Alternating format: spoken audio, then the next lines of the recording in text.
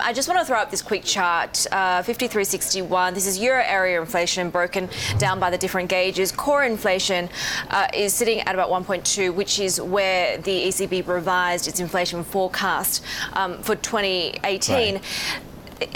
I guess two parts to my question. One is, we've been asking this kind of existential question of central banks, where is the inflation? Is this a structural issue? Is it really transitory? Right. Or is the world just different? And should central banks be changing their mandates? And the other part of my question is it such a bad thing when you have pretty good growth globally, but low inflation? Is that really a terrible conundrum? I think you're raising exactly the right two questions. Is this something more than just a than just a temporary forecast error? And that goes to the point why I was disagreeing with Kathleen, my old friend, on the issue of what Greenspan or the Fed did or didn't do.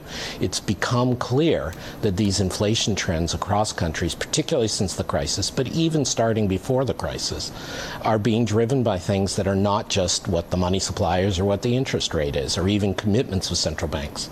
We're talking about this at this joint IMF PIE Bank of Korea conference here, and it's very evident that the Bank of Japan, for example, did everything anybody could have asked for it, and it's had a good effect on the Japanese economy, but inflation hasn't taken off. And so bringing it back quickly to the ECB, I think the ECB has a genuine problem because their commitment should be to average something close to 2% inflation. They are not there yet, but it's not clear that anything they're doing is going to make that much of a difference. So they should just try to counter the euro strength a bit and not do anything rash. All right, not do anything rash, and we didn't get much more than just Draghi, talking about volatility, right, in the currency markets or in the currency. Nothing really more than that in his comments. But I'm curious, Adam, if you think that what's being set right now might be almost a war between the ECB and the current exchange markets. The currency exchange markets. I would think of it more as a tiff than a war. We've seen periods where the markets really diverge, and that goes back to the issues of independence and credibility. When people fundamentally don't believe a central bank, then you see these huge divergences. That's not what we're seeing here. Okay. What we're seeing here is a very reasonable reaction of the markets to the fact that they had underestimated how broad and how strong European growth would be, and they overestimated how much U.S. government was going to get done, and so that leads to a strengthening of euro. It's not the end of the world for Europe, and it's not a major disagreement. This is the give and take. Okay, a tiff, but is there much that Draghi can do? Not really. I think he can continue to be clearly dragging his feet in a good way on premature tightening, and that is enough to counterbalance some of the exchange rate moves. I think they can continue to be clear, like the Fed is trying to be clear about if they do balance sheet moves, that they will be timed over a multi-month period and be nothing abrupt. But no, it goes back to where Heidi started. If they could really do something about inflation, then the markets would pay more attention to what they're saying, but they can't.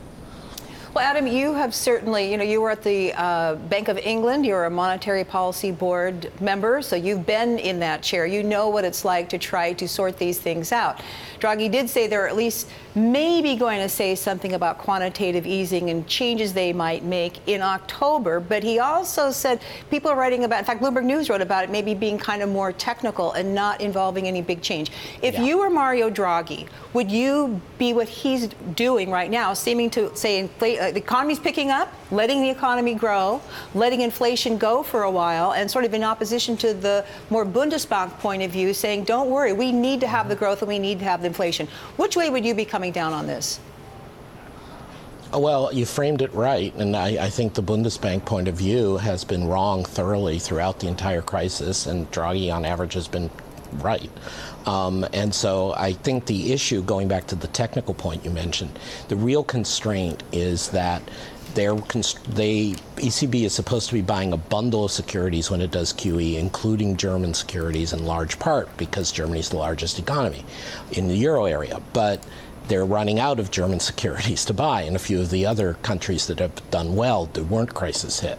And so that's the technical constraint they've got to worry about. And the people who are opposed to continued ease, like the Bundesbank, but not just the Bundesbank, are trying to use this technical device to put a limit on quantitative easing without having a vote to take away quantitative easing. So I think that's the underlying battle you got to keep your eye on. Yeah, Adam, the suggestion is that next month the ECB may start gradually talking about, what this kind of exit or tapering from QE looks like. Just want to throw up this chart, and I love this chart. I can't really make sense of it, but that's kind of the point, right? 2029. This is the ECB's balance sheet broken down by the different assets. And I guess the point that this, very artistic-looking chart makes is that it could be really a really messy unwind, right? Because it is unprecedented and we're kind of in uncharted waters. Would you be concerned about what the exit from ECB QE looks like?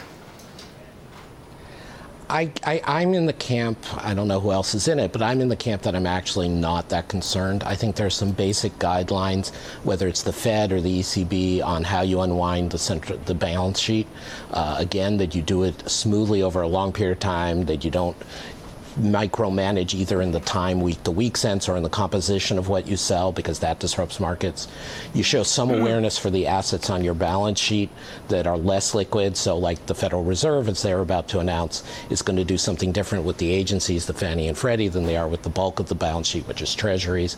And the ECB has it slightly more complicated because they bought a slightly more diverse set of assets, including some bankers' acceptances. But the bottom line is, I don't think this is a big deal. Okay. Just there is a symmetry here. Just as the huge balance sheet run-up didn't have the inflationary effects that people thought or the liquidity effects that people worried about, a takedown of the balance sheet in an orderly fashion should not have any major impact. It just is a question of setting the policy right, which is the bigger, broad question.